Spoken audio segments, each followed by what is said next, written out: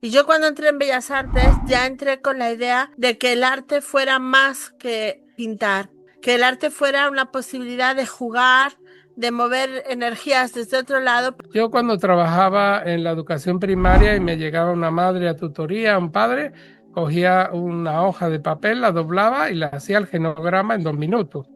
Porque yo inmediatamente, tu padre, esto, lo otro, y luego le explicaba, mira, el conflicto de tu hijo es este, a ustedes os ocurre esto, te pasa tal cosa, y claro, se sorprendían, ¿no? Porque decían, bueno, pues es verdad, es todo eso que... Hace miles de millones de años, el planeta iba a ser una biblioteca universal y hubo una guerra nuclear y se rompió. Y miles de años después, que sale la etapa hiperbórea, vino la etapa lemuriana. Lemuria no es un lugar, es un estado de conciencia.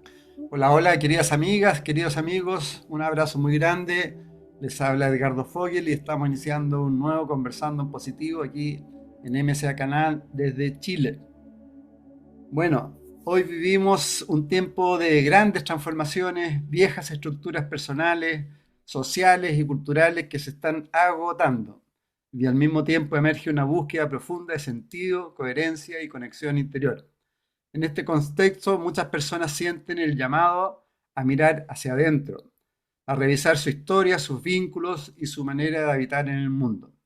Hoy conversaremos con dos grandes seres humanos que desde caminos distintos y profundamente complementarios llevan décadas acompañándonos en procesos de sanación, conciencia y transformación personal y colectiva.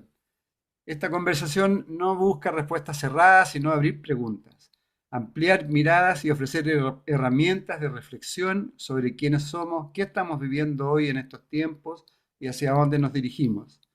Nuestra invitada, ustedes muchos ya la conocen y la quieren, ella es Elsa Farrús Rusiñol, artista, escritora española, terapeuta y canalizadora. Su trayectoria profesional comienza en el ámbito del arte y la docencia. Durante años trabajó en distintas instituciones culturales y educativas, comprendiendo el proceso creativo como un lenguaje profundo desde el alma y una vía natural de transformación interior.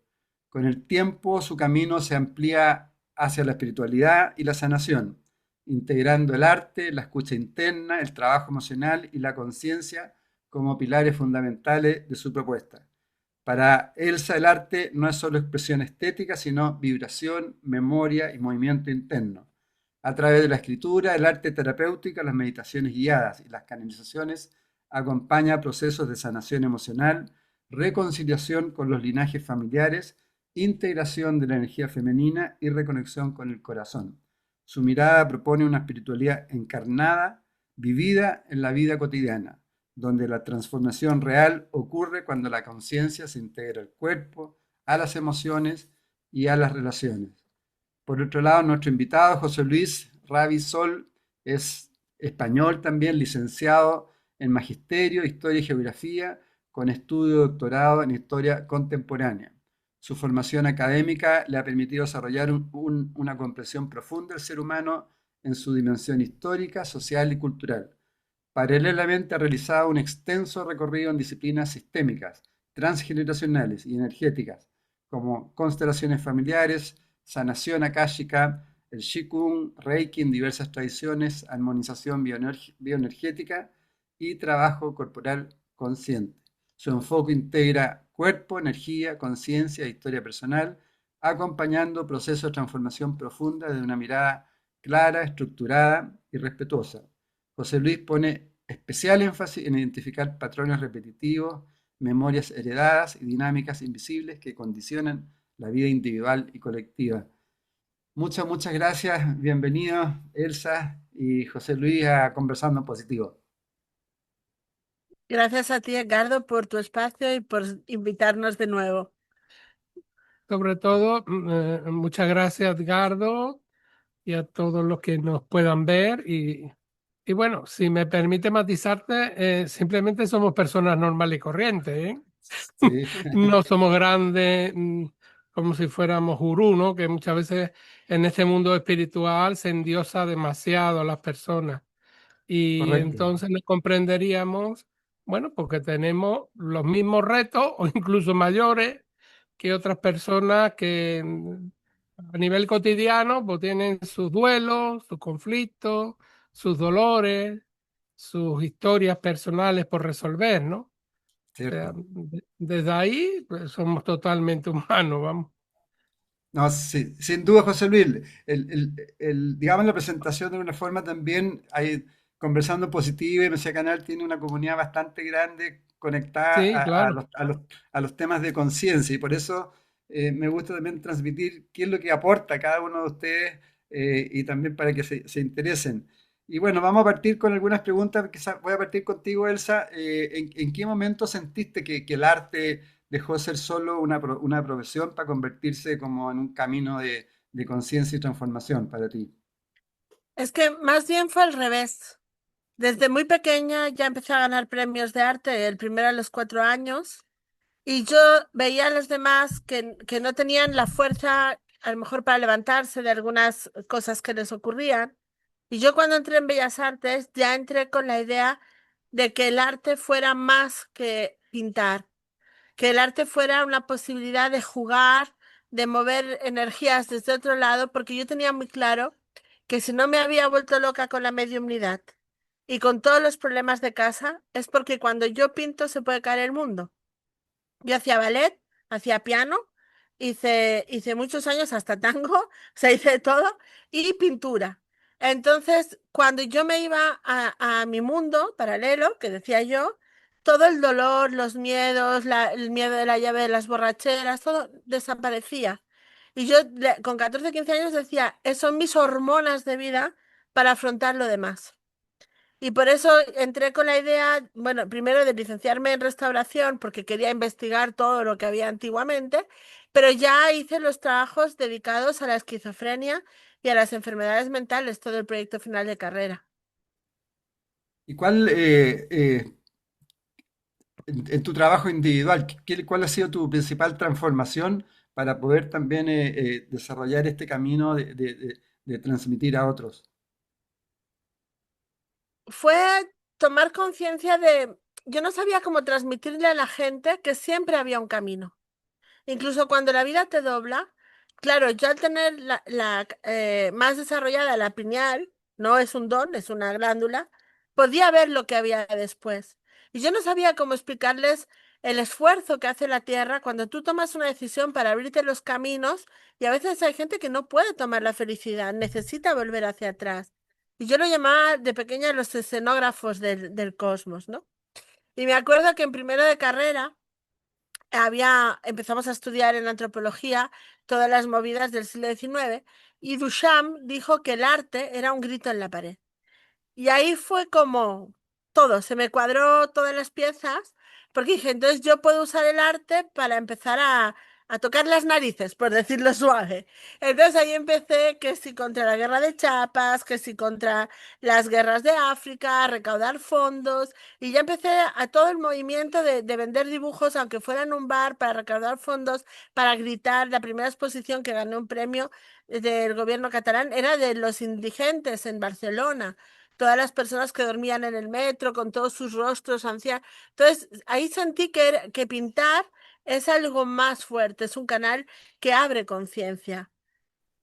De todas maneras, sí. En el caso tuyo, José Luis, ¿cómo dialogan en ti la mirada académica, la historia y el trabajo energético que realizas hoy? ¿Cuál es el cruce que hay ahí? Bueno, pues como todo en la vida, ¿no?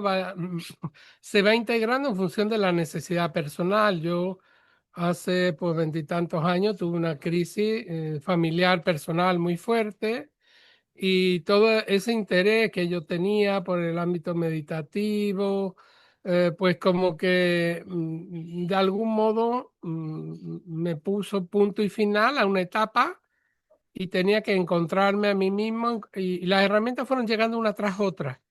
Y yo una de las cosas o de los puntos fuertes que tengo es la constancia, ¿no? Entonces, yo entré en el campo meditativo a meditar diariamente, iba a un centro todas las mañanas, súper temprano, a las 5, a las 6, y todos los días de lunes a domingo, durante 3 años estuve constantemente. Y luego pues fue llegando esa herramienta, el Reiki, la técnica metamórfica, un montón de herramientas que yo, como trabajaba en el ámbito docente, con mis alumnos, pues lo iba poniendo en práctica en la clase. Yo siempre, después del recreo, siempre meditábamos, le enseñaba a los alumnos cómo meditar y ellos mismos meditaban, ¿no? Incluso me acuerdo en un centro que estaba en la ciudad de Sevilla, que el Día de la Paz, que es el 30 de enero, hice una propuesta al claustro de que se parara a las 12 del día y todas las aulas del centro, desde lo que aquí se llama infantil, que son alumnos de 3 años, hasta los sextos de primaria, que eran 3 niveles por cada uno, o sea que había 6 y 3, son 9 por 3, 27 clases. Todos estuvieron meditando y eran los propios alumnos los que dirigían las meditaciones a los compañeros, ¿no? Fue una Mm, experiencia muy bonita porque nadie en el centro se opuso, y eso que sabemos que hoy en día pues hay distintas ideologías, distintos modos de entender la vida, porque yo fundamentalmente no hablaba de meditaciones, yo hablaba de relajaciones. Y las personas, ese concepto de cómo tú acercas la herramienta, no le genera rechazo, ¿sí? mm. Y todos los alumnos, luego los papás veían sus beneficios, ¿no? Cómo no salían estresados, cómo se podían concentrar mejor para los aprendizajes, cómo podíamos introducir, por ejemplo, el brainstorming, la gimnasia mental en clase, incluso el propio centro, al final la directora pues trajo experto en inteligencia emocional. Digamos que una persona cuando empieza a dinamizar, empieza a generar esa energía y empieza a moverse todo, ¿no? Y todo Sí. fue confluyendo. Y a ti, José Luis, respecto al trabajo con la observación de los seres humanos y también tanto de la historia de la sanación sistémica, ¿qué te ha dado a ti? ¿Qué has aprendido tú a través de la observación del ser humano y también de la sanación sistémica? Pues lo mismo que te decía al principio, o sea, Mm, a raíz de esta crisis personal, yo quería entender qué me había ocurrido. Yo decía, se me ha caído el techo y no me he enterado de nada, ¿no? ¿Cómo ha pasado esto, no? Todo ese proceso y esa herramienta que me fueron llegando, todo era para yo entender la situación por la cual había pasado, ¿no? Como si yo correcto. estaba totalmente sacrificado por mi familia, como de repente ya estaba todo en crisis, ¿no? Y y en ese bagaje y con esa herramienta y con ese grupo de personas que empezaron a surgir de repente, que no las conocía de nada, empezó a formarse una realidad. Yo, por ejemplo, iba todos los lunes con el maestro que tenía de Reiki en Sevilla, que era alemán, al encuentro, ¿no? Hacíamos prácticas, los fines de semana iba de retiro. O sea, empiezo a contactar con todo ese campo de realidades que para mí eran totalmente ajenas, porque el objetivo fundamental era descubrirme qué me había ocurrido a mí, ¿no? Luego, evidentemente, pues yo tenía una vivienda, un departamento. Allí en el salón, pues desalojé todos los muebles, hice como ese proceso catártico, ¿no? De liberarte de todo. Y allí, pues creé un centro y todos los jueves teníamos, pues, la puerta abierta de Reiki, hacíamos meditaciones, compartía con muchas personas las herramientas que estaban trayendo nuevas.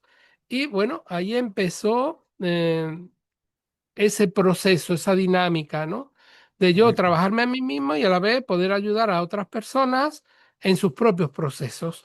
Entonces fue creando esa dinámica continua, diaria, porque era un trabajo constante, hasta el día de hoy, porque prácticamente lo que hoy hago viene de ahí, ¿no?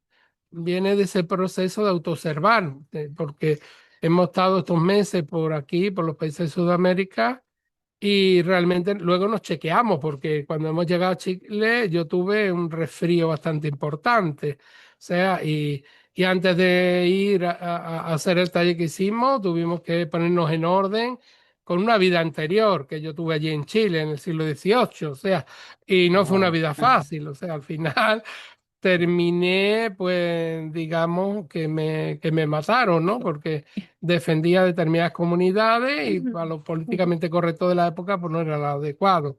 Entonces, como ese reencuentro conmigo mismo, esa sanación en cada uno de esos lugares, a la vez me ha servido para que cuando teníamos esos talleres, las personas han entrado en sus procesos, poderlo acompañar desde ese lugar que yo ya he vivido, ¿no? Y esa información que tú transmites, ¿cómo te llegó? Que te da tanta certeza que estuviste en Chile en esos tiempos. Bueno, primero porque se paró todo, ¿lo puedo decir? Primero ¿Ya? porque nosotros íbamos a ver a unas personas, ¿Ya? separaron todos los móviles, compramos una tarjeta chilena, no hubo manera de instalarla, no podíamos alcanzar el auto de alquiler, se paralizó todo, nos ayudaba una amiga y a las 7 de la tarde dije, está claro que no nos podemos mover de Santiago. Y ahí fue donde dije, vamos a abrir registros y qué pasa aquí. Y ahí fue donde bajamos la información a los sitios donde teníamos que ir para cerrar fractales y volver a Santiago. Porque el universo es muy rápido. O sea, o lo haces o lo haces. Y no había manera de comunicarse con nadie. No podíamos salir del hall del hotel. Fuimos a pagar la sala para el curso del domingo y cada vez que intentábamos irnos no podíamos. No había manera de comunicarse con nadie, ni de encontrar el auto, ni de encontrar nada. Así que no queda de otra que rendición. Pero cuando tú hablas, Elsa, de bajar la información para un escéptico, ¿qué significa bajar la información? Es muy buena pregunta. Es muy sencillo. Se puede hacer meditando, se puede hacer canalizando, se puede hacer por registros. Métodos hay mil. Pero simplemente sentarte y respirar profundamente varias veces, abrir el canal y preguntarle a tu propio cuerpo qué está ocurriendo aquí. Y si lo haces sin expectativas, empiezas a oír o palabras o flashes y te van guiando. Con más entreno, las frases son más completas y las imágenes más claras, ¿no? Pero yo siempre parto que cuando algo no se mueve es porque no está completado. Ah, Bueno, digamos que no se mueve, no, que se bloquea, porque nosotros teníamos alquilado el auto, nosotros teníamos todo armado, compramos el chip del teléfono chileno, Dantel, bueno, con una marca de allá, sí, teníamos una persona que nos acompañaba, que estaba allí en Santiago, que nos ayudaba. O sea, aparentemente todo tenía que fluir, ¿sí? Mm. Entonces yo también hay una herramienta que practico mucho desde hace años, que es el focusing. O sea, eso surgió también en un medio académico en Chicago. Y bueno, y es ese viaje interno, ¿no? Ese foco, como hizo Coleman con su segundo libro, ¿verdad? Después de inteligencia Sí, emocional, poner el foco en ti, ¿no? A ver, ¿qué está ocurriendo en mí? Que evidentemente esto no está funcionando. Y lo que es dentro es fuera, ¿sí? Porque si fuera hay un bloqueo, ¿qué hay dentro de mí que está bloqueado? Porque es la ley de la correspondencia metafísica, ¿sí? mm, Entonces, desde ese principio, inmediatamente cuando surge algo, alguien entra en cualquier lugar, de repente dice, uy, siento una sensación rara en este lugar, no estoy cómodo. Y eso no es racional, ¿sí? La persona tiene unas sensaciones. ¿Por qué? Porque tenemos unos neurotransmisores en nuestra piel que capta la frecuencia que hay en ese lugar, ¿no? Y no lo sí, podemos describir racionalmente, porque ¿por qué entro ahí que yo no veo nada y de repente siento que no es el lugar agradable para mí? Pues es un campo de información. y claro. también es muy importante entender que la vida solo entiende de sus ciclos y de completarse. Y por mucho que mi voluntad sea ir para allá, si aquí hay algo que debo incorporar, se va a frenar todo. No es kármico, no es un castigo, no es nada que sea pendiente. Es que la tierra solo entiende de vivir, experimentar, comprender, expandir.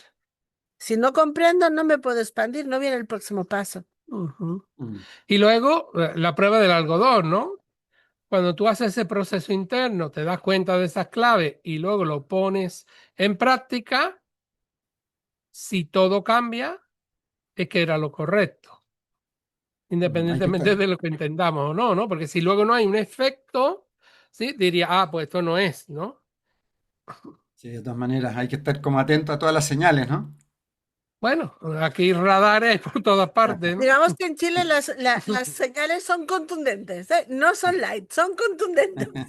Y dime, Elsa, ¿por qué hoy se escucha de muchas canalizaciones, y en muchas personas? Posiblemente la mayoría son ciertas. Eh, ¿Cuál es el significado respecto o relacionado con lo que estamos viviendo hoy día? en un proceso de tanta transformación colectiva. ¿Hay una relación entre la cantidad de canalización y lo que está sucediendo? Digamos que nosotros estamos en la etapa final de un proyecto universal. Hace miles de millones de años, el planeta iba a ser una biblioteca universal. Y hubo una guerra nuclear y se rompió. Y miles de años después, que sale la etapa hiperbórea, vino la etapa lemuriana. Lemuria no es un lugar, es un estado de conciencia, un estado de intercambio, de unidad y de creación. Al igual que está la conciencia emocional, la conciencia de la música. Entonces estamos en la etapa final de incorporar ese estado de conciencia. Y ese proyecto se basaba en coger una de las razas universales más evolucionadas dentro del plano físico, que es el ser humano.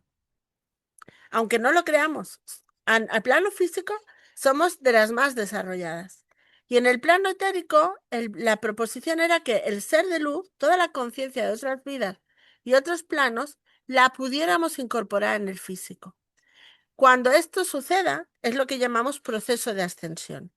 Entonces, hubo otros componentes que hicieron que este proyecto se tambaleara y ahora estamos en cerrarlo, como se oye por el pájaro, ¿vale? Entonces, estamos en cerrar ese proceso de incorporar. Solo el hecho de mirar las emociones ya es un lujo. Nuestros padres y abuelos no tuvieron tiempo para mirar el emocional. Había que sobrevivir. Somos la generación de transición entre los 80 y 90 al momento actual en el que hemos podido mirar el pasado, cómo me siento, qué necesito, incluso qué soy a nivel universal. Eso es un cambio de paradigma muy grande. Entonces, canalizar no es un don. Canalizar es un triángulo entre la pituitaria, la pineal y el hipotálamo. Cuando empieza a haber un orden en tu vida, que la energía no se dispersa y se va recogiendo, nos vamos unificando e integrando, vamos pudiendo leer otros reinos, los árboles, los cuarzos, las piedras. Y lo bonito de este momento es que muchas personas se atreven a confesar, porque yo me escondí toda la vida hasta 1997. Y fui de las primeras que puso un blog, o como Celia Fen y otras personas. Pero a día de hoy, por ejemplo, en Santiago, había personas mucho mayores, de 70 y de 80 años, que llevaban años canalizando de escondidas. Lo que ocurre es que ahora se puede hablar del tema y antes no se podía, porque era igual a locura, brujería, toda una serie de cosas que acababan mal. Bueno, también ahora no es que acabe muy bien, te llevas más de un insulto, etcétera, ¿no? Pero ahora hay la libertad de que ya no lo podemos ocultar porque la gente siente. Y la gente me llama o nos escribe, es que había una luz en mi cuarto, es que había... Ya hemos quitado el Hollywood de los fantasmas y estamos aprendiendo a leer las energías, ¿no? ¿Qué ocurre? Que si no se hacen los deberes de infancia muy profundamente y se tiene paz interna, eso nos puede desarraigar o endiosar. Por eso algunos canales están enfadados con la vida y están hablando desde el imperativo o desde la amenaza, la última puerta, esto se tiene que acabar, los que no son elegidos. Bueno, pues haz tus deberes, porque el amor incluye. El amor lo incluye todo. Un padre, cuando viene el niño que le ha roto todo, se enoja, pero luego lo abraza porque es su hijo. Entonces, es en ese sentido. Y lo bonito es que muchas personas en muchas partes del planeta, cuando hay una tormenta solar o una energía fuerte, reciben el mismo mensaje, pequeños matices culturales, pero el mismo. Por lo tanto, ya podemos decir que es real, que las inyecciones energéticas y los mensajes son unitarios. Y cuáles son los mensajes que más se están dando hoy en estos tiempos? Antiguamente, hablo de los 80, 90, era como muy, vendrá un tiempo en el que tienen que recordar, ustedes son más que un ser humano, fue la búsqueda del origen estelar o de las vidas anteriores. Luego vino la parte galáctica, todo el mundo buscaba UFOs por todas partes hasta 2012, había que evacuar el planeta y muchos decíamos que no, que los extraterrestres somos los seres humanos que estamos aquí y que vinimos, porque ¿qué sentido tiene rehabilitar un castillo, hacer toda la mudanza y luego irte? Es absurdo. Si hemos venido a rehabilitar un planeta es para quedarnos.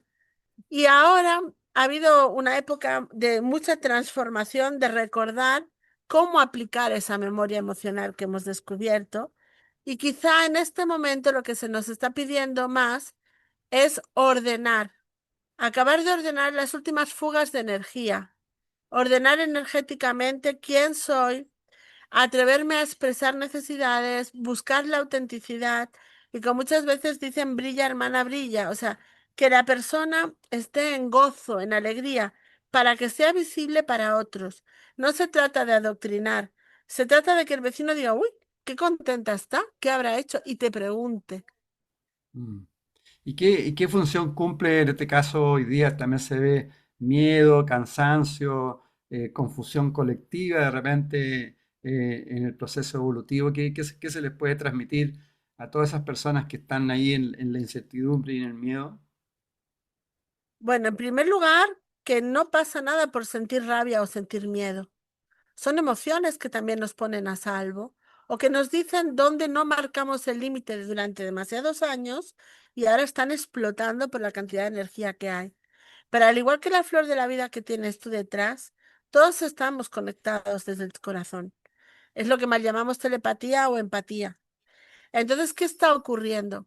Que nosotros hemos tenido años para buscarnos y ahora es como que le van dando vueltas a la Tierra, como si le fueran dando más energía y hay un despertar colectivo más grande. Para eso vinimos a trabajar, para que se diera. ¿Cuál es el tema? Que muchas personas no quieren entrar en el adulto. O sea, yo Mm, quiero que mi mundo sea como yo quiera, como yo lo idealicé y estoy enojadísima con Dios o con la vida, porque mi papá no es como yo quería, mi mamá no es como yo quería, mi hijo no es como yo quiero, la novia de mi hijo no es la que yo quiero. Entonces, en esas guerras es donde está surgiendo el caos, porque nadie quiere tomar la responsabilidad de su propia energía.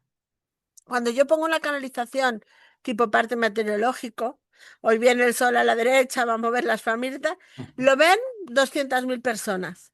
Cuando yo pongo un código de luz para trabajarse, lo ven 10.000 personas. Porque implica la responsabilidad y, como decía José Luis, la disciplina. Entonces, es un momento de pataleta universal por un lado. Por otro lado, el cansancio y el enojo también es por fricción. Porque yo hoy mismo hubiera estrangulado a José Luis porque he tenido que ir a hacer unas cosas porque no me aguantaba de pie de la cantidad de energía que tenía. Entonces, no estaba enfadada con nada ni con nadie, pero aún hay que ir allí como no puedo más, mi cuerpo no da más. Porque cuando hay un sobrecalentamiento en la red, ¿qué hacen los hilos eléctricos? Chisporrean. Pues nosotros también somos un canal neuronal y eléctrico que está integrando totalmente de la Tierra y del universo constantemente y la vida actual no nos permite parar, no nos mm, permite descansar y ahí es donde estamos agotados. Precisamente cuando uno se observa, ¿sí? Y bueno, la dificultad está observarse desapegadamente o la parte que podamos, ¿verdad? Pues podemos darnos cuenta de que sí, que tenemos miedo, de dónde vienen los miedos, y si realmente desde que lo enfocamos internamente, esos miedos van dejando de tener un porcentaje importante de presencia, simplemente por poner el foco, poner la atención, dejarnos guiar cuáles son esas raíces y a dónde nos llevan, ¿no? Hay un ámbito nuevo de aprendizaje, de conciencia, donde ésta se amplía. Y al ampliarse, salimos de esa zona de confort, cómodo, ¿verdad? Porque si alguien te da miedo, pues tú corre en la dirección donde tiene escapatoria, ¿no? Pero cuando te paras, como ocurre al final de ese libro no famoso, ¿no? Del Caballero de la Armadura Oxidada, que llegas al puente, está el dragón de los miedos y le dice al caballero, todo el que viene por aquí, yo le echo un llamaretón y los quemo. Y el caballero, con la seguridad del trabajo hecho profundo, comienza a andar cada paso, sí, con esa firmeza. Y cuando llega al otro extremo del puente, ese dragón gigantesco es apenas, pues, una hormiguita. O sea, mm, sostener los miedos, sostener la rabia, la ira, la impotencia, los conflictos, solo se consigue a base de constancia y la meditación, como otras herramientas, el mal, el qigong, el tai chi, Bueno, hay muchas herramientas. Y- Nos Sí, da esa disciplina para poder tener ese desapego a la hora de poder observar lo que nos ocurre. ¿No? Esta mañana concretamente me escribieron de unas chicas que estuvieron en el taller de Buenos Aires del 19 de octubre, ¿no? Que descubrieron un tema bastante fuerte en su infancia a nivel familiar, ¿no? Y han estado trabajándolo y aún le quedaba mm, esa impronta de que no habían terminado de saldar ese conflicto porque evidentemente mañana, pasado, en esta fiesta de final de año, pues se van a encontrar con esas personas que han sido la toma de conciencia de ella, abrir ese pozo profundo de un conflicto importante, ¿no? Entonces, conforme vamos viendo, vamos sacando, hasta que evidentemente un día eso se limpia, ¿no? Pero sí, necesita una trayectoria y un tiempo. Lo que es importante es que nadie puede huir de sí mismo. O sea, no podemos huir. Cambiar los personajes. Si no quiero enfrentar a mi padre, enfrentaré a mi jefe, al novio 135, hasta que yo me dé mi lugar, hasta que yo exprese mi dolor o hasta que yo aprenda lo que tengo que aprender de esa situación. Entonces, es importante, no sé qué pasa. Permiso. Estamos en medio de un bosque y parece ser que hay una especie de fiesta de llegada o algo. Debe ser algo de aquí de la Navidad.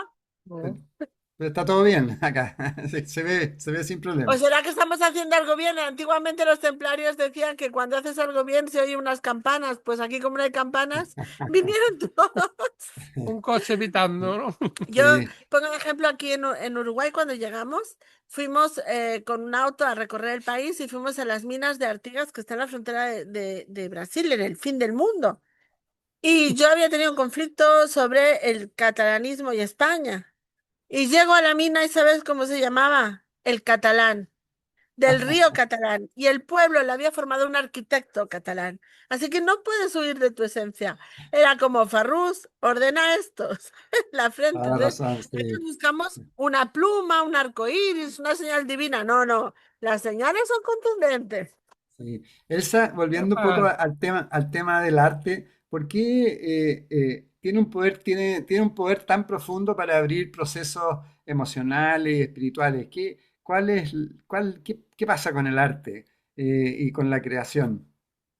¿Cómo se Bueno, si lo relacionan con... viéramos, si lo viéramos a nivel bioquímico, el arte son pigmentos. No importa la técnica, pero si cogemos los colores inorgánicos, estamos con amatistas, lapislázuli, tierra siena tostada, verde esmeralda, o sea, son minerales. Y los orgánicos son plantas medicinales. Con lo cual, el solo hecho de tocar el pigmento, ya estamos en una frecuencia que está haciendo cromoterapia y plantas que nos están ordenando energéticamente y cristaloterapia. Eso solo desde lo bioquímico, ¿vale? Pero luego tiene algo muy importante que es elegir. El libre albedrío se basa en elegir ante una persona, ante mí mismo, cada paso. Esa es la responsabilidad que intentamos huir. Queremos que nada se mueva, queremos controlarlo todo como ser humano. Pero el arte, tú estás con una idea en la cabeza y quieres que ese azul aparezca y ese azul no sale. Y le pones otro azul y cava gris o marrón caca de pato y vuelves otra vez y dale. ¿Qué hace? Que te salen todas las emociones. Sobre todo cuanto más abstracto es, cuanto más juegas con los colores. Yo me acuerdo de una señora que era muy dulce, la conocía de más de 15 años y en un taller de arte terapia quiso pintar un fondo rosa con un corazón dorado. Nunca pudo pintar el corazón, puso millones de rosas, acabó con todos los botes de blanco y rojo, enfadada, empezó a hablar de su exmarido, de su infancia, sacó todo y al final tiró el cuadro y dijo que se iba. O sea, todo lo que era su personaje, Flower Power, de qué bonito es el cosmos, somos amor, se rompió por el carmín de Galanza, que es enraizamiento. Entonces, el arte tiene, el que tienes que enfrentar el miedo a ser expuesto, el miedo al ridículo, el miedo al que dirán de lo que estoy pintando, pero sobre todo, cuando no quieres exponer o no quieres ser artista juzgado, que simplemente lo haces para ti, aún es mejor, porque estás jugando con los colores, te vas a dormir y cuando vuelves dices, ¿y esto qué es? ¿De dónde ha salido? O dices, esto no vale nada, te vas a dormir y al día siguiente, ah, pues esto sí que tiene camino, ¿no? Entonces, el arte es, decía Herenger, que eran las creaciones del alma a través de las manos. Y el alma está conectado a la evolución. Entonces, lo que sea que hagamos. Y para mí es un arte cocinar, para mí es un arte un jardín, la artesanía, las cajitas, simplemente hacer un puzzle. Todo es arte, porque es el arte de parar tu cotidiano y dejarte llevar por algo que no sabes cuál va a ser el final. Eso es lo que sana el arte, que aprendas a vivir los procesos y te apartas de buscar soluciones. Y de alguna forma vas potenciando también esa mente abstracta, ¿no? Uno como que sale de la mente racional, ¿no? Ujú, Bueno, porque también profundiza en la mente emocional, ¿sí? Que Mm. no en la racional, porque sale ese inconsciente, ¿no? Y al salir ese inconsciente, que lo vemos sobre todo cuando hacemos retiros o cuando los talleres son un poco más largos de un día y podemos introducir algún tipo de ejercicio de arteterapia, cómo las personas luego ahí se ven reflejadas, ¿no? Y lo Sí. mismo simplemente han hecho unos trazos o no se sienten con la suficiente autoestima para poder exponerlo delante de los demás, ¿no? Porque yo soy muy malo pintando o a mí me sale todo fatal, yo nunca en el colegio siempre me decía que, bueno, todo ese tipo de pensamientos limitantes que muchas veces las personas sufren en sus vidas, ¿no? Cuando allí tienen que enfrentarse a un reto, a una pregunta y plasmarlo de esa forma plástica, todo lo que dice a Elsa, ¿no? De la fuerza del color. El color es una vibración, es una onda y la Claro. vibración nos mueve, ¿sí? Y ahí lo vemos perfectamente, ¿no? Cuando las personas se dan cuenta qué es lo que han hecho, ¿no? O cómo interpretar, aunque sea sucintamente, esos trazos que acaban de realizar, ¿no? Dentro de ese contexto y ese trabajo que estemos planteando. y algo muy importante que nosotros detectamos en clase siempre es que nadie escucha. O sea, cogemos un papel y decimos, vamos a pintar 4 corazones entrelazados. No acabe la frase y todo el mundo ya los tenía dibujados. Ah, pero es que el mío está en la esquina, es que yo los puse concéntricos. No he terminado el reto, déjame terminar, porque todo el mundo quiere gustar, todo el mundo quiere acabar, todo el mundo tiene miedo de hacerlo mal. Entonces, oír corazones y ya 4 corazones, pa, pa, pa, pa, pa, soltar ese control, ¿no? Entonces, hacemos mucha broma durante la presentación de los retos, porque yo digo, bueno, no sé para qué vinieron, porque no me hacen puñetero caso, suelten los colores, suelten el papel, y vamos a tomar todos los claros. Ah, yo le puse verde, ya. Entonces, ¿qué estamos? Estamos en la respuesta, no estamos en la escucha sagrada. O sea, simplemente el enunciado de un ejercicio ya desvela cuánta ansiedad, cuánto control o cuánto desarraigo tenemos dentro. Y cuánta huida también hacia adelante, ¿no? Claro. Esa ganas de salir corriendo para que no te vean en qué punto te encuentras. ¿Cuál es realmente tu conflicto del momento presente, ¿no? O sea, es fundamental transmitirles entonces a los padres también que de alguna forma potencien a sus hijos a desarrollar arte, ¿no? Y que la creatividad en todos sus ámbitos, tal como tú dices, eh, Elsa, ¿no? Sí, por eso, precisamente por eso, al menos en Europa, cada vez hay menos horas de humanidades. Quitaron horas de plástica, horas de filosofía, horas, o sea, todo lo que comunica y te invita a comunicarte con el otro, se está recortando para que todo sea máquina, máquina, máquina humana, ¿no? Entonces, las extraescolares pueden ser divertidas.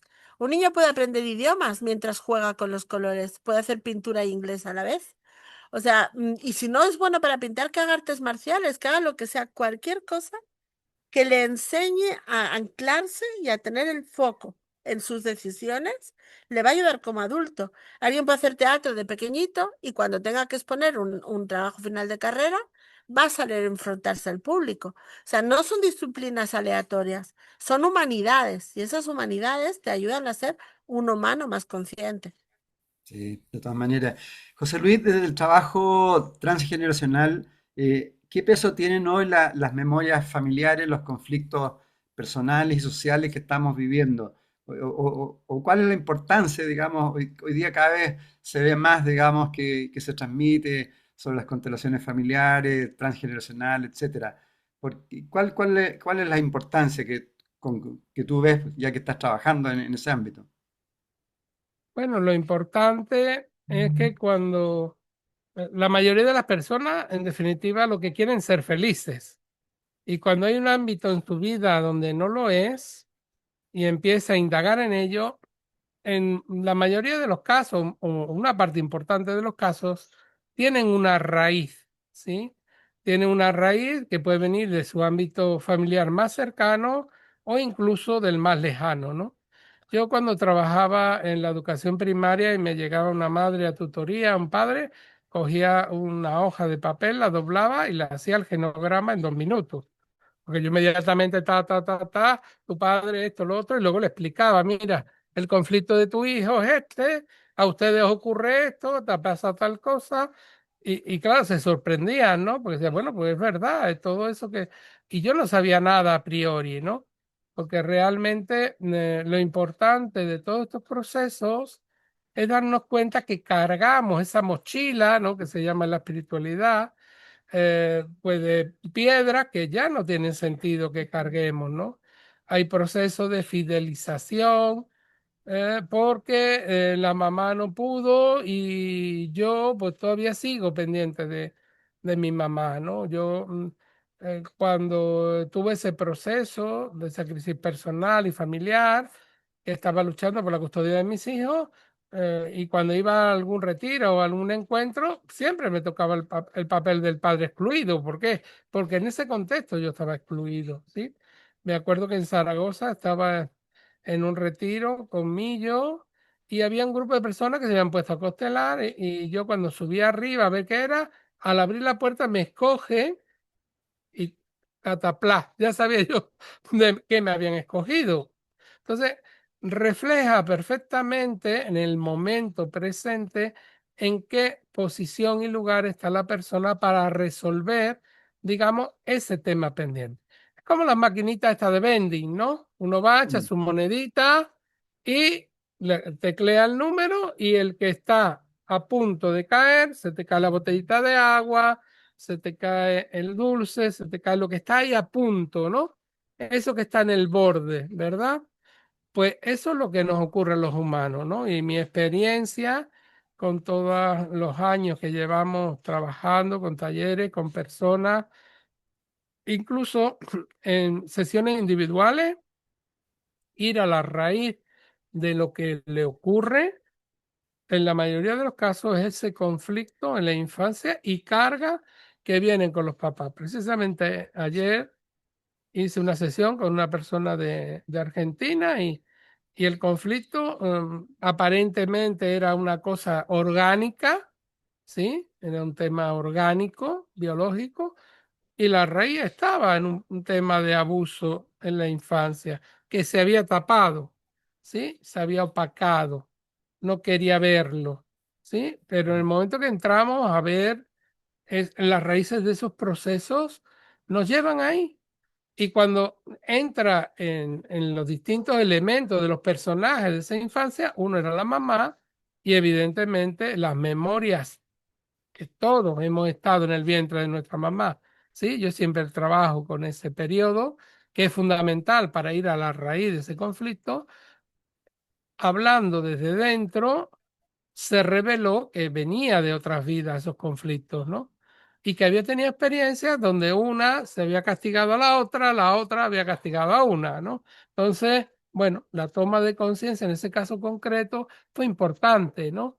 Ah, pues ya mi madre no es totalmente culpable, yo he tenido que ver algo en este juego.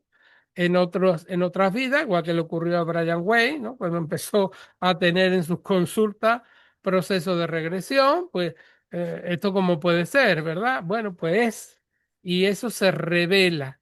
Y lo bueno es que una vez que se revela, se puede recolocar. Lo bueno del transgeneracional es que se puede trabajar con un enfoque para que ese conflicto ya desaparezca. Una vez que ya lo hemos visto, tenemos conciencia de qué es lo que nos ha aportado, ahora le podemos dar la bendición para que sirva de abono en tu vida, para que cojas impulso y actúes de otra manera. ¿Y por qué, José Luis, hoy día, bueno, tú trabajas también con distintas herramientas que se relacionan al cuerpo? ¿Por qué es tan importante el trabajo en el cuerpo para el proceso de transformación? Sí, pues fíjate, porque el primer acto para que se pueda desarrollar el ser humano es prácticamente como una bomba atómica. Si lo vemos a través de internet y las personas pueden ver qué ocurre con ese óvulo y con ese esperma, hay una reacción donde se transforma totalmente esa materia biológica, ¿sí? En algo totalmente diferente. O sea, ese proceso es real, ¿no? Está incluso fotografiado.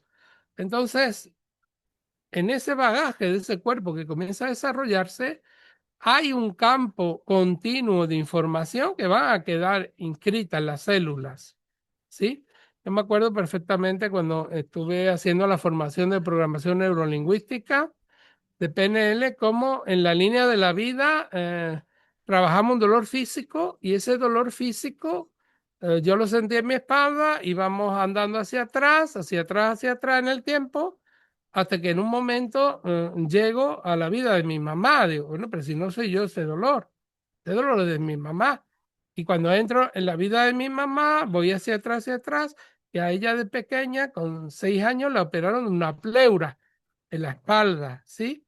Pudo ingresar en el hospital. Bueno, pues ese miedo que ella sintió en ese lugar por las circunstancias, yo lo heredé de ella dentro de la barriga de mi mamá. O sea, yo no viví esa experiencia, la vivió ella, ¿sí? Mm, Pero como somos una simbiosis, ¿verdad? A nivel biológico, pues en nuestras células, por ayudar a mamá, por solidaridad con ella, por lo que ella me pudo aportar, por, bueno, sin fin de razones que cada persona tiene un ámbito concreto, ¿sí? Vamos tomando todo eso.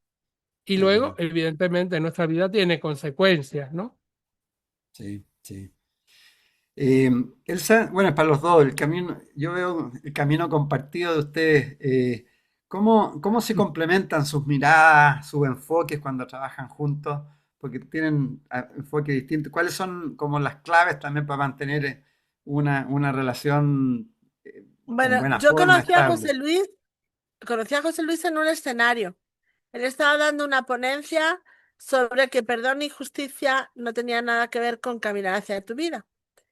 Y lo vi trabajar y dije, wow, digo, una persona que está enfocada en lo diario, en traer la espiritualidad a lo diario. Y esa noche fuimos a una playa con mucha gente a meditar y él y yo íbamos hablando constantemente y yo sentía que había colaboración, que no había nada, nadie pisaba a nadie, era como una danza. Bueno, pasó el tiempo, pasó un año y pico porque yo vivía afuera, quedamos para trabajar, al final, todo eso antes del romance y antes de la boda y antes de todo lo demás. Y él era el que hacía muchos retiros. Él solía hacer un retiro por estación con sus alumnos y él fue el que yo era de viajes o de cursos, pero no de retiros. Y ahí fue donde empezamos a decir, vamos a enfocar un tema y vamos a conducir que ese tema tenga un viaje, porque si la persona no lo puede ver por aquí, lo pueda comprender por allá, pero que al final de todos los días se vaya descubriendo algo de él mismo frente a ese tema por sí mismo. Y así empezamos a unificar conceptos. Ah, pues mira, con esto podría haber un ejercicio de esto, con esto podríamos ponerle el otro concepto. Y así empezaron los retiros de todo, de unificar todas las disciplinas que tenemos, más las que seguimos estudiando, porque han pasado ya 8 años, seguimos estudiando y formándonos, ¿no? Porque lo que queremos es el vínculo de la persona con sí misma y la confianza con lo que descubre por sí mismo. Acompañado, sí, pero dicho por un tercero no tiene valor. ¿Y Claro, cuánto nosotros, tiempo? es verdad lo que dice Elsa, ¿no? Estamos en formación constante. O sea, no,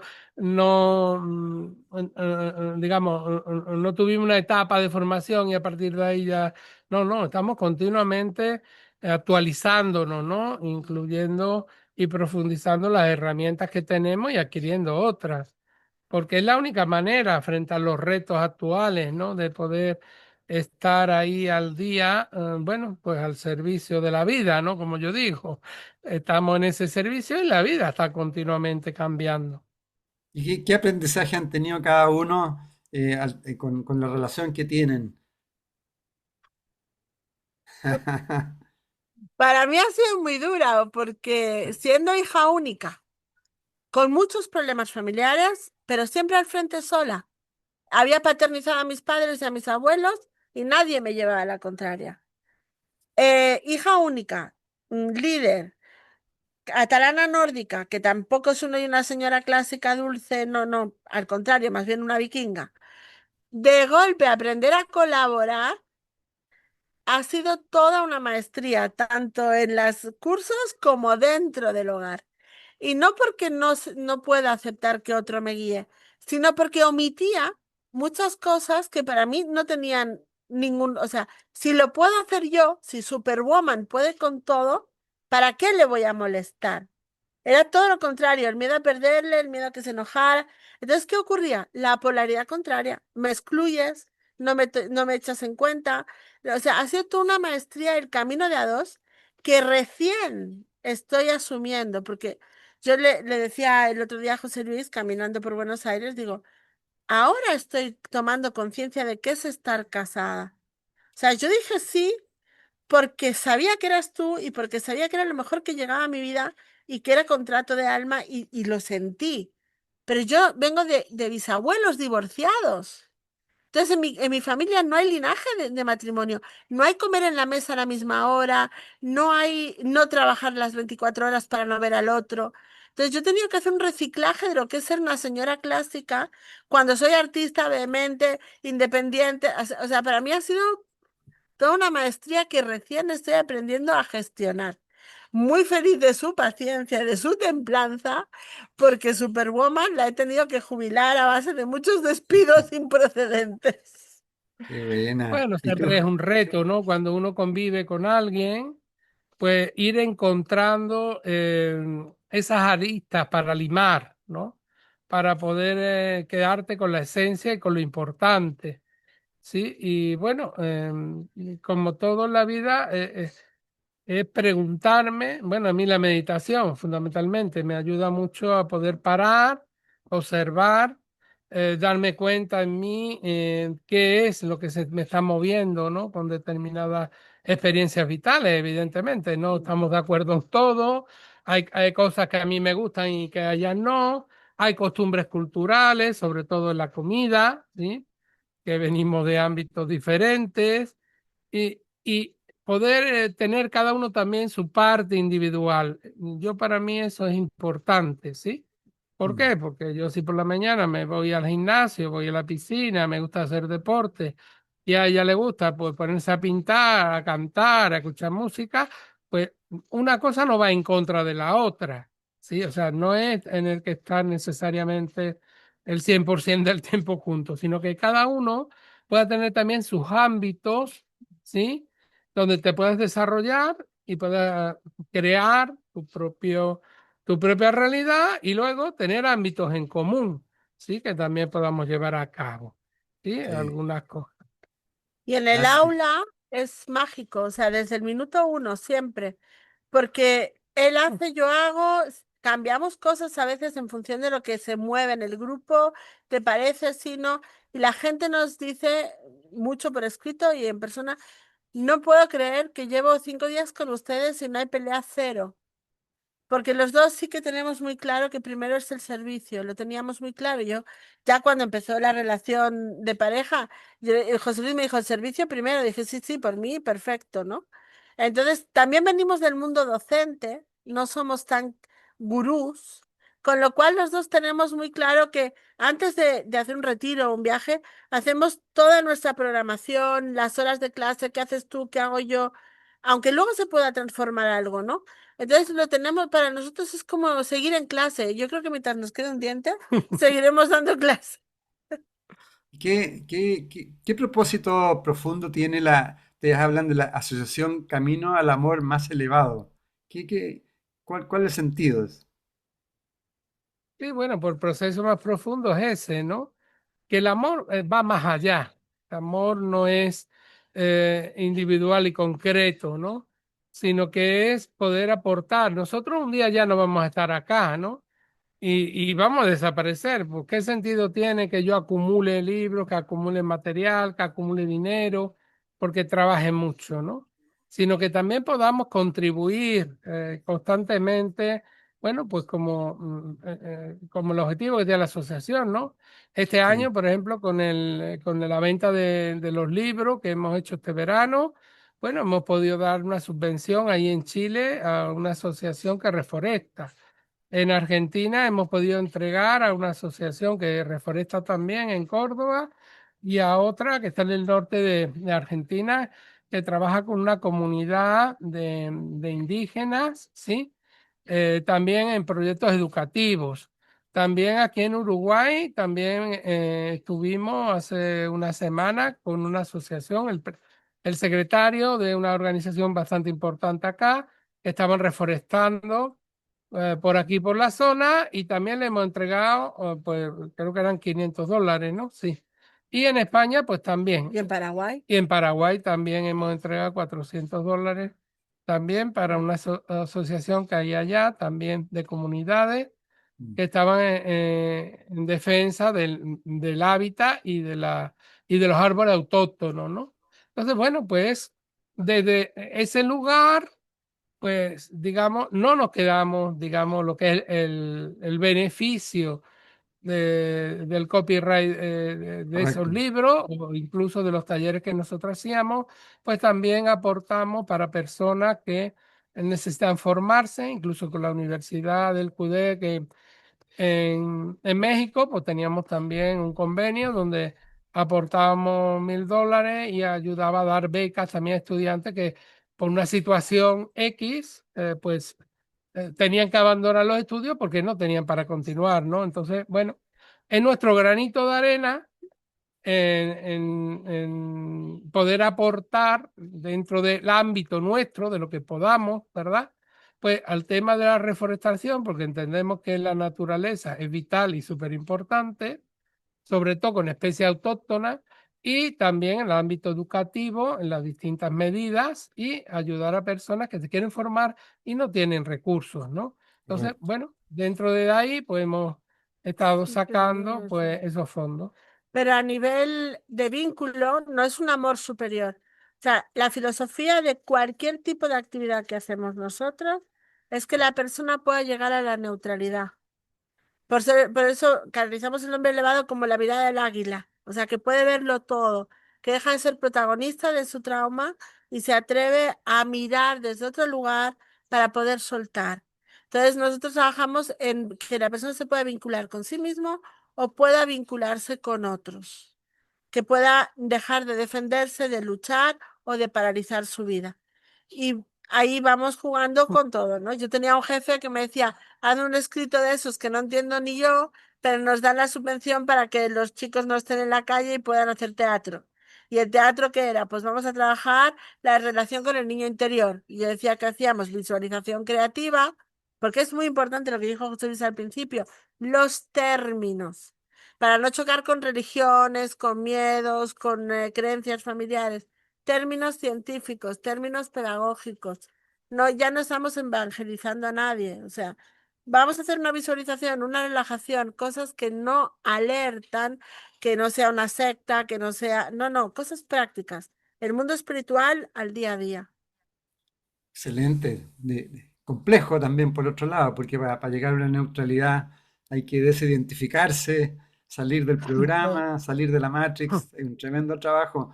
Tú hablas, Elsa, también de energía femenina, energía masculina, hablas del reencuentro con la energía femenina. ¿Qué significan estos conceptos también de la energía femenina, energía masculina, y que tanto de repente Bueno, quizás yo puedo se hablar menosea un poquito? ¿Mm? Yo voy a hablar por mí misma, ¿no? Yo en el norte era súper femenina porque era creativa, musical. Yo llego al sur de España y soy un hombre. Soy súper masculina comparado con ellas, ¿no? Entonces, hay un ámbito social que es que quizá en esta transición donde este siglo XIX y XX hubo tantas guerras y tanto dolor, más toda la Edad Media y lo que está por detrás, la mujer para sobrevivir se convirtió en un hombre. Dejó los tiempos sagrados, el silencio, el comer sentada y no imprimiendo, llamando por teléfono y poniendo la lavadora. O sea, el ritmo de la madre tierra, ¿no? Y muchas veces los conflictos entre mujeres y especialmente entre generaciones ya no es el masculino, es la guerra con su propia sensibilidad, con su propia, el ser vulnerable, el atreverme a recibir al masculino, porque claro, mi mamá me dijo que fuera moderna, que no me case, que no aguante un imbécil como ella hizo toda la vida, pero yo eso lo he oído en los años 80 en los cumpleaños de mis amigas. No os caséis, ser libres, ya todo el mundo es libre y está enfadado. Entonces, yo me di cuenta, por ejemplo, en los círculos de mujeres, nacía un círculo de mujeres y al cabo de un año estaba todo el mundo peleado con jerarquías. Y ahí fui donde dije, bueno, no puedo abrirme a recibir al otro hasta que yo no restaure mi unión con la Madre Tierra, que es mi nacimiento, los biorritmos, la feminidad y sobre todo la escucha sagrada, los tiempos y el no juzgar al otro. Y ahí empecé el trabajo de unión con el femenino, ¿no? Hoy, por ejemplo, entré en un supermercado, como no es mi país, era como diferente. Estaba mirando por dónde se entraba y me empujó una señora, me dijo, ¿andas bien desorientada? Digo, pues en vez de criticarme, dígame usted por dónde tengo que entrar. Entonces, esa brusquedad no es real. Ni siquiera el masculino es así. Es el rozamiento y la carga, como decía José Luis, de siglos y siglos de lucha. Entonces, no puedo hablar de unidad con el masculino hasta que las mujeres no ocupemos nuestro lugar y estemos serenas con estar en nuestro lugar y podamos perdonar lo antiguo también en mis decisiones. Así el hombre podrá ocupar su lugar y así nos podemos fusionar entre opuestos, porque las polaridades no van a desaparecer, lo que van es a coexistir y trabajar unificadas para crear una tercera cosa. Sí, bueno, y de ahí un poco surgen los libros, ¿no? Me doy permiso para ver a papá, que es la sanación del vínculo con el padre, mamá, ahora te veo, que es la reconciliación con la madre como fundamento del amor propio, la capacidad de recibir y la pertenencia, y recuerda a la mujer que tú eres, un poco que es lo que tú estás diciendo ahora, recuperación de la identidad femenina esencial y reconexión con la sabiduría del cuerpo. Sobre todo porque si aún a día de hoy hay maltrato al femenino, y ahí me van a caer piedras por todas partes, es porque las mamás siguen educando a tener un machito.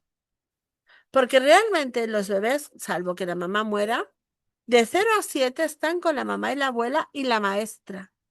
Así que la responsabilidad para transformar la conciencia del mundo la tenemos nosotras. Después el papá, presente o no presente, es quien te abre el mundo al exterior. Pero las primeras creencias, todo viene de las mamás. Y a día de hoy, en Europa al menos, con la moda esta de los móviles, lo primero que hace una mamá es mandar al niño desnudo y hablar de lo macho que es y mira qué grande será y qué tal. Y dices, por favor, o sea, ya estás criando a alguien que tiene que ser, cumplir tus expectativas y ya tiene que ser más plus que alguien. Somos nosotras las que tenemos la llave para dejar de reaccionar y dejar de competir. Y nos pertenece a nosotros esta responsabilidad, no a los nuevos niños. Mm. ¿Y qué dices tú, José Luis, respecto a nosotros los hombres? ¿Cómo estamos respecto a lo que está sucediendo hoy día en el proceso de transformación de esta sociedad? Bueno, yo participé hace años de grupos de hombres, de círculos de hombres, sí, pero a nivel general siempre están muy por detrás, ¿no? De esos grupos de mujeres que están trabajando en este camino de la espiritualidad, ¿sí? Yo he tenido la suerte de que en algunos talleres o en algunos encuentros hemos estado el 50-50. Sí, yo estoy en el concepto que decía antes Elsa de que Lemuria es una conciencia. Sí, porque cuando yo me estaba trabajando ese equilibrio con mi femenino en mí y con mi masculino para ver todo ese proceso interior que estaba ebulliendo, ¿verdad? Y encontrar esas claves de qué había tomado, por qué la realidad había sido como había sido y a dónde me había llevado, ¿verdad? hace encontrarme de frente al espejo y darte cuenta, o yo darme cuenta, bueno, pues de toda la herida que llevaba y prácticamente estaba ciego, ¿no? De que no lo veía. Pues bueno, eso es lo importante, ¿no? Que hoy en día yo veo que hay muchos jóvenes que se acercan a este camino, ¿no? Y que están en ese proceso. Nosotros, por ejemplo, tanto en talleres como en retiro, como en viajes, ¿sí? Siempre vienen parejas de jóvenes y sí, hay grupos de jóvenes, son todavía minoritarios los hombres, eso hay que decirlo, pero todavía hay grupos de hombres que están en esa labor, ¿sí? Y hay que fomentarlos de algún modo, ¿no? Algo en mí siempre está con esa asignatura pendiente, ¿no? De elaborar esa parte, dedicarle un tiempo y enfocarme ahí precisamente para conseguir esa mirada interna y también aportar esa herramienta para producir ese cambio evolutivo, ¿no? Pero también como Elsa estaba hablando antes, ¿no? Ya hace apenas una semana sacó el cuarto libro, ¿no? Es El Camino de la Rosa, ese camino de feminidad, y yo creo que también los hombres en ese aspecto tenemos que hacer nuestro propio camino, ¿no? Ese Iron Man, como esa nueva masculinidad, ese nuevo reencuentro es súper importante, porque estamos en el mundo de todas las confusiones, ¿no? En el mundo de todos los miedos, como bien decías antes, ¿no? En el mundo donde yo me tengo que refugiar en lo que sea y estar con quien sea al precio que sea, ¿no? Por eso hoy en día está de moda, pues saltar a la comba, pues yo tengo que saltar a la comba. Está a la moda el hombre que tiene que tener 40 orejas, pues yo tengo que tener 40 orejas, porque es lo que socialmente se vende o se comercializa o se estereotipa como el rol que tiene que cumplir el hombre, ¿no? Entonces, tanto el hombre como la mujer tenemos esos retos hoy de mirar hacia adentro, como decía Sócrates, conócete, pues mírate hacia adentro porque es el único camino que hay. Sí. Bueno, para ir cerrando, querida Elsa, querido José Luis, sin duda tenemos que, como ustedes lo plantean, estamos viviendo un proceso de transformación. Eh, Querida Elsa, ¿cómo lo hacemos en la práctica? Porque quizá en la teoría está más o menos clara, pero ¿cómo para las personas que están en este trabajo, que recién se están iniciando, cómo llegar a esa neutralidad, por ejemplo, que ustedes plantean, cómo llegar a esa desidentificación, a escucharnos, a escuchar a los otros? ¿Cómo hacerlo en la práctica, en el día a día? En primer lugar, siendo dulces y comprensivos con nosotros. Porque cuando a uno le quitan una escayola y empieza la rehabilitación, duele. Por lo tanto, no exigirse. El camino personal, emocional o llamado espiritual no es una carrera de obstáculos. Es afianzarse en pequeñas cosas. Y cuando uno repite un patrón o vuelve a caer en lo mismo, observar que se dio cuenta ahora, no después de 500 vidas, que siempre hay un pequeño progreso, bendecir las cosas que sí hemos logrado, hacer una pequeña lista de 10 cosas al día que sí logramos para distinguir esa necesidad de control al futuro. Y después está cambiando todo el paradigma. Salimos de sobrevivir linealmente a observar, comprender y elegir. Por lo tanto, a veces el mayor esfuerzo que nos va a pedir este año y esta mesa de Navidad es no tomar nada personal y tomarse el tiempo para responder, para comprender desde dónde me llega esa situación y para qué. El por qué es mental. Y ahí siempre voy a tener un motivo para engancharme. ¿Para qué estoy viviendo esto? Es la lección de vida que me permite avanzar y buscar las herramientas que me son afines. Si está de moda el triquitum pum pum y a mí no me sirve, pues me pongo a bailar con Ricky Martin, que es igual de espiritual si me da la paz necesaria para contestar desde otro lugar. Y lo Excelente, gracias. importante, ¿no? La coherencia. ¿Qué me Mm, hace bien? Sí, porque yo creo que esa pregunta es clave, ¿no? Pues a mí me hace bien, pues comer cucharita a cucharita.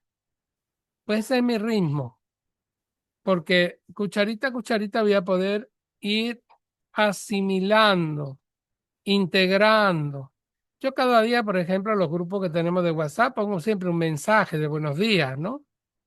Y hay personas que lo que me dicen, ay, este era el mensaje, parece que más leído la mente, era el que yo necesitaba. Pero no lo sé, lo ven miles de personas, ¿sí? Pero es como el que va sembrando, va creando. Y luego las personas, ay, pero yo solo puedo reenviar, tú reenvíalo a todo el mundo, ¿no? Nosotros siempre lo decimos en los cursos. Esto no tiene copyright.